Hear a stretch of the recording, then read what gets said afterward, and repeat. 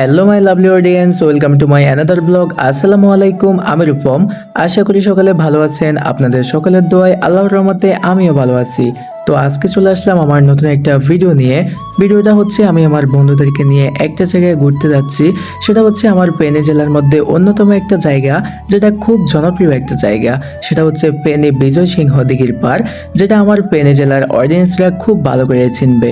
এর মাঝে আরও একটা কথা বলি, আজকে যে জায়গায় যাচ্ছি আমি, এই জায়গায় গত 4 বছর আগে যখন আমার অ্যাক্সিডেন্ট হয়েছিল, অ্যাক্সিডেন্টের ঠিক 2 দিন আগেও আমি এই জায়গায় গেছিলাম। পার্থক্য শুধু এটাই, তখন যখন গেছিলাম আমি, তখন আমি পরিপূর্ণ সুস্থ ছিলাম এবং আমার 2টা হাতও ছিল।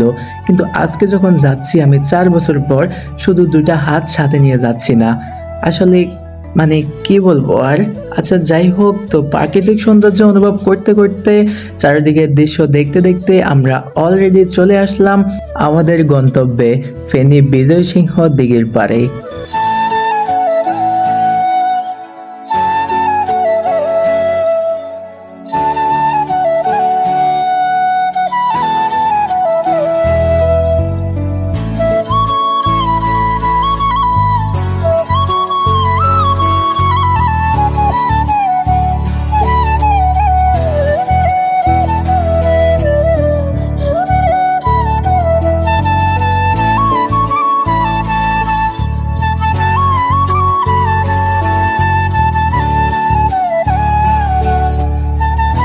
আসলে এই জায়গাটা দেখতে অনেক সুন্দর, যারা গেছে তারা হয়তো বুঝবে।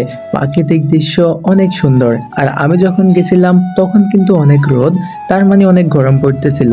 কিন্তু ওইখানে যে পরিমাণ বাতাস ছিল, গরম রোদ কিচ্ছু গায়ে লাগতেছিল না। বাতাসের কারণে অনেক ভালো লাগতেছিল। তো আমরা ওখানে দাঁড়িয়ে দাঁড়িয়ে আড্ডা দিতেছিলাম এবং কি বাতাস উপভোগ করতেছিলাম। তার সাথে দেখতে পাচ্ছেন যে আমার বন্ধুর অবস্থা কি, মানে মেয়ে দেখলে তার মাথায় হুঁশ থাকে না।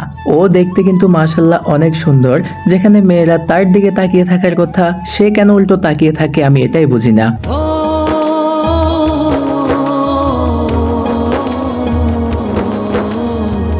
তারপরে আমরা ওইখান থেকে চলে যাচ্ছি দিঘির পশ্চিম পাশ দিয়ে হাঁটতে হাঁটতে, সামনে ডান পাশে কিছু দোকান আছে, ওইখানে চলে যাচ্ছি আমরা। তো আমি আর আমার এক বন্ধু মিলে অপেক্ষা করতেছি, আর বাকিরা গেছে দোকানে কিছু কোল্ড ড্রিঙ্কস এবং খাওয়ার জন্য কিছু আনার জন্য গেছিল। এই জন্য আমরা ওখানে অপেক্ষা করতেছিলাম। তো খাওয়া শেষে আমরা ওখান থেকে চলে আসতেছি আবার দিঘির পাড়ের দিকে।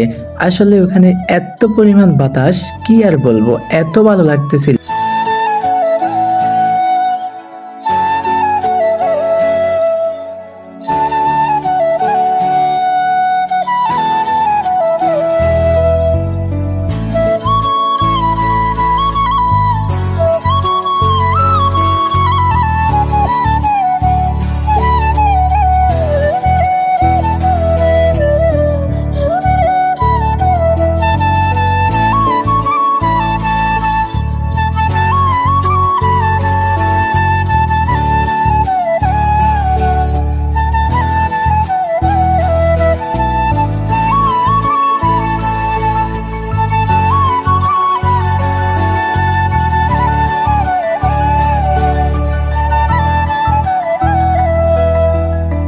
তো এভরিওয়ান, আজকের ভিডিও এই পর্যন্ত। সবাই ভালো থাকবেন, সুস্থ থাকবেন, এবং কে কোথা থেকে আমার ভিডিও দেখছেন অবশ্যই কমেন্ট করে জানাবেন।